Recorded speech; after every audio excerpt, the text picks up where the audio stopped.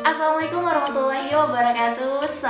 Kembali lagi dengan aku Esa Putri. Hari ini aku bakal share lagi nih seputar jalur masuk universitas lagi. Dan karena kemarin tuh banyak banget nih request dari teman-teman itu tentang jalur UMPTKIN. Dan hari ini kita bakal bincang santuy sama temen aku. Dia masuknya jalur UMPTKIN. Tapi karena situasi kita sekarang sedang saat seperti ini dan kita lagi LDR juga nih teman-teman, akhirnya kita hanya bisa video call ataupun lewat call aja ya teman-teman. Jangan lupa buat teman-teman yang masih ada mengganjal bisa langsung komen ataupun DM ataupun yang lainnya. Oke teman-teman, kita langsung aja telepon teman aku.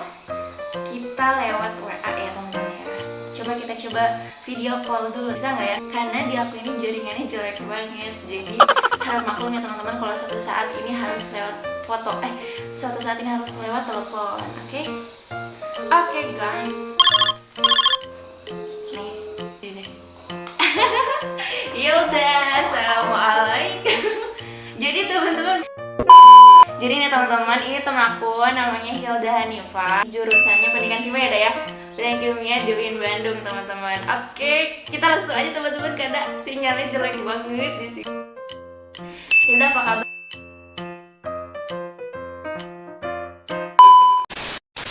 Oke, kita pertanyaan yang pertama aja ya, langsung. Hapus guys. Nah, udah masuk lagi teman-teman. Kelihatannya emang benar-benar pertamanya mau masuk lewat UMPTK ini apa gimana dah? Jadi awalnya emang daftar ke UIN, cuman kan di awal itu seleksi UIN itu ada SPAN PTKIN sama SNMPTN juga. Nah kebetulan saya tuh nggak lolos di jalur SPAN sama SNMPTN. Kan buat masuk ke UIN ada yang punya seperti itu. Terus nih ada kemarin tuh kayaknya tahun ini tuh kemungkinan nih teman-teman makanya CBT ya nggak sih? Soalnya kemarin tuh kan katanya ada yang jalur langsung tulis ya deh ya, terus ada yang CBT. Kayaknya tahun ini ada situasi kayak gini bisa jadi CBT. juga. Nah itu tuh kayak gimana dah? Kemarin Hilda ikutnya jalur CBT apa mandiri? Dan itu perbedaannya seperti apa? Kemarin tuh saya ikutnya yang paper based test, yang tulis seperti itu.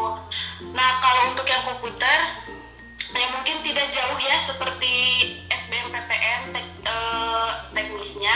Untuk yang pas saya yang paper based test itu ya kita biasa mengisi soal, nanti dikasih soal dari pengawas. Kalau SBMPTN itu misalnya kan sebelumnya kan kita memilih misalnya saya tuh mendaftar di UIN Bandung dan UIN Jakarta. Nah untuk tempat tesnya kita pilih misalnya saya orang Cirebon, terdekatnya di IAIN Cirebon. Nah bisa kita pilih tempatnya di IAIN Cirebon.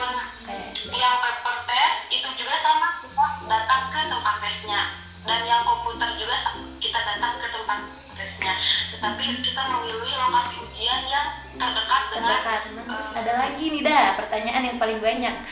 Itu tipe soalnya seperti apa itu dah? Soalnya seperti apa, berapa, waktunya berapa? Nah iya bener kayak gitu. Kebetulan waktu itu saya ngambilnya yang IPC yang campuran, jadi soalnya terdiri dari soal IPA, kemudian soal IPS. Nah soal IPA-nya pasti kan ada fisika, kimia, biologi. Terus IPS-nya sama ada sosio, geografi, dan ekonomi. Nah untuk soal yang satunya itu seputar keagamaan seperti fikih, bahasa Arab, akidah, dan sebagainya. Pokoknya yang mencakup keagamaan pasti ada di dalam tesnya. Nah kata teman saya juga yang dia ikut tes yang IPA, di soalnya tuh berarti tetap ada materi tentang keagamaan pun ada diujiankan. Cuman bedanya IPA tadi sama IPC. Kalau IPC kan campuran, jadi ada yang IPS-nya, ada yang IPA-nya. Tergantung teman-teman memilih nanti mau IPA, mau IPC. Tapi dalam soalnya pasti ada soal keagamaannya. Oh gitu. Aku bener-bener kayak UTBK. Dan buat teman-teman nih anak-anak IPA nih kemarin nanyain ada nggak sih jurusan-jurusannya, soalnya kan emang jurusannya kebanyakan emang jurusan agama-agama gitu ya deh ya, maksudnya yang kayak ekonomi syariah kayak gitu. Itu udah ada nih yang misalnya pendidikan kimia, biologi, matematika. Jadi buat teman-teman yang mau masuk jalur ini nih bisa nih anak IPA, teman-teman bisa nyoba. Terus selanjutnya ya deh ya, selanjutnya udah jenis soal berapa menit dah, berapa menit seingatnya nih ya waktunya ya teman-teman, karena banyak pertanyaan mungkin buat strategi teman-teman juga, jadi banyak ditanyain. Untuk durasi waktu, nah kan saya tuh IPC, berarti ada IPA, ada IPS, dan ada yang campuran.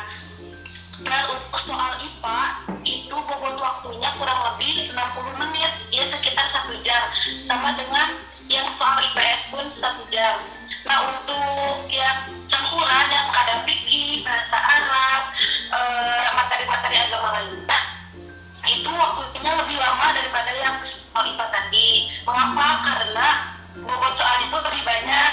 Nah untuk durasi waktu kurang lebih itu sekitar 90 menit untuk soal yang campuran tadi, untuk yang keagamaan. Tuh, insya Allah cukup katanya teman-teman. Semangat ya teman-teman buat tesnya. Oke, selanjutnya dia Dak ya. Jadi gini Dak, jadi pas udah ngisi nih, itu tuh susah apa gampang Dak UMPTKIN ini? Untuk soalnya ya, kalau menurut saya itu ada IPA dan IPS-nya seperti halnya UTBK, tingkat rasio soalnya seperti UTBK. Kebetulan waktu itu saya tes UTBK terlebih dahulu, kemudian tes UMPTKIN. Nah di soal IPA dan IPS-nya itu hampir selevel lah sama UTBK, cuman bobotnya tidak terlalu banyak, seperti itu. Banyak soalnya, tidak terlalu banyak.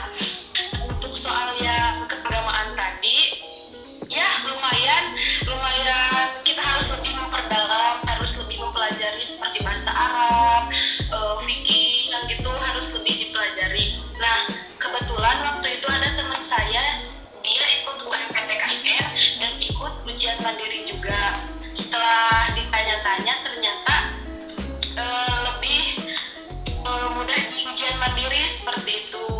Tapi di UMPTKIN juga insya Allah berpeluangnya lumayan juga terhadap teman-teman semua. Yang penting kita sudah berusaha, sudah berikhtiar, insya Allah hasilnya tidak akan berkhianat lah. Asik, sudah usaha.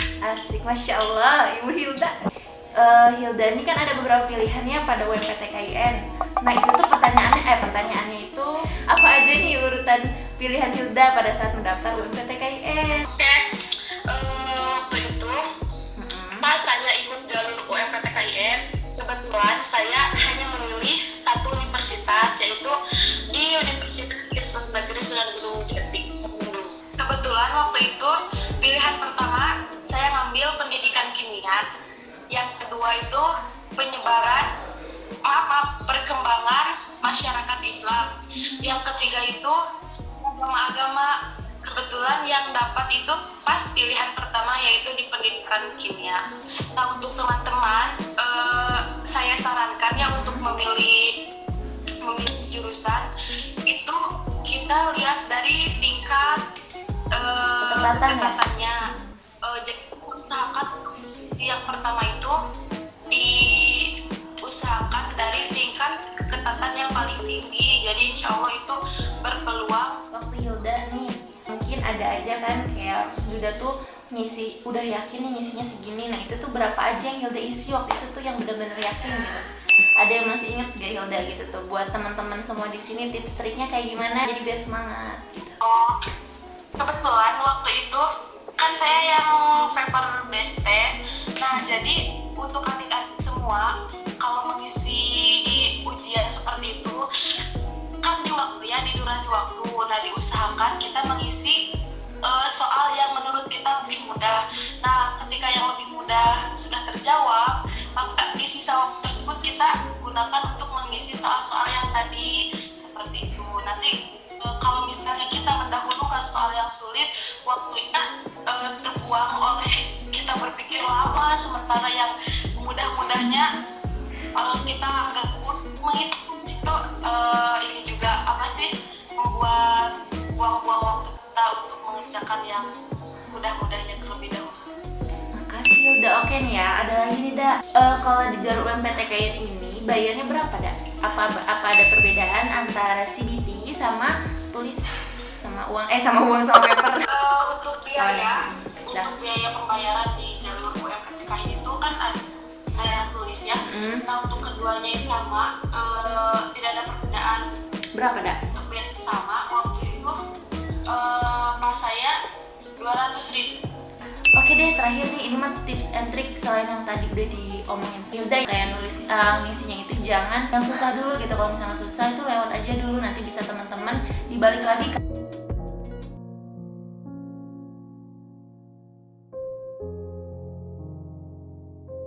Kalian harus mengenali passion di diri kalian sendiri, kemampuan dalam diri kalian sendiri. Jangan sampai kalian salah memilih jurusan, salah memilih universitas. Jadi sebelumnya kita siapin dulu jurusan apa, universitas mana yang ingin kita tuju. Setelah itu di tes UMPTKIN kali ini, karena adanya tes keagamaan, otomatis teman-teman porsi belajarnya harus lebih dinaikkan karena kita harus memperdalami bidang keagamaannya juga. Teman-teman yang dari SMA, SMK, kalian pun jangan sampai pesimis, jangan sampai tidak jadi seperti saya mah dulu nggak belajar seperti ini, jadi udahlah ganti aja. Nah, jangan sampai itu mengalahkan tujuan kalian. Jangan sampai si pesimis itu mengalahkan tujuan kalian. Kalian harus lebih giat lagi.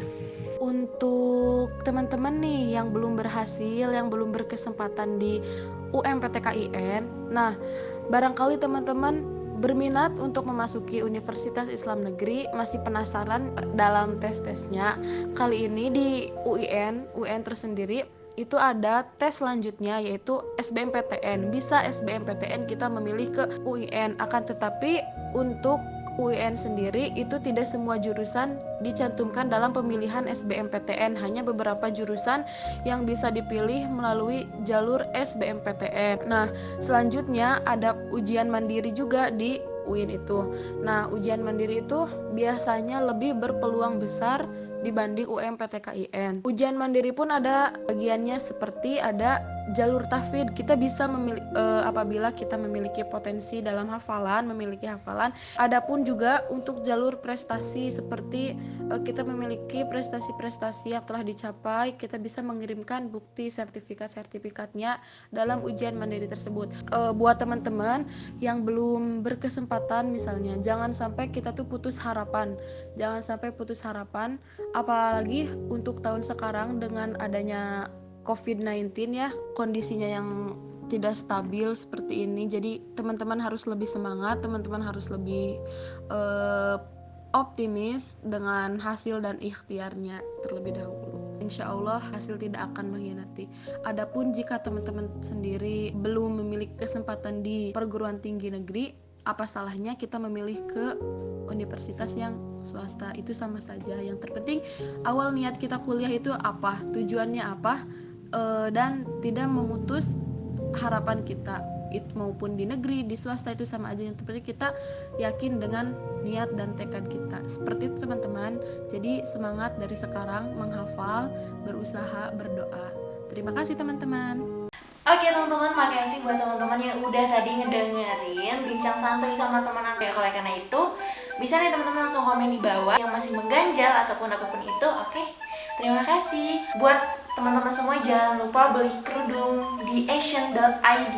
Di situ bagus banget buat persiapan lebaran ataupun buat di rumah ya teman-teman. Selamat bulan Ramadan teman-teman. Mohon maaf dari aku, mohon maaf dari tutur kata aku, mungkin banyak kesalahan ke teman-teman semua. Dan jangan lupa banyak semangat, dan jangan lupa semangat ibadahnya juga ya teman-teman.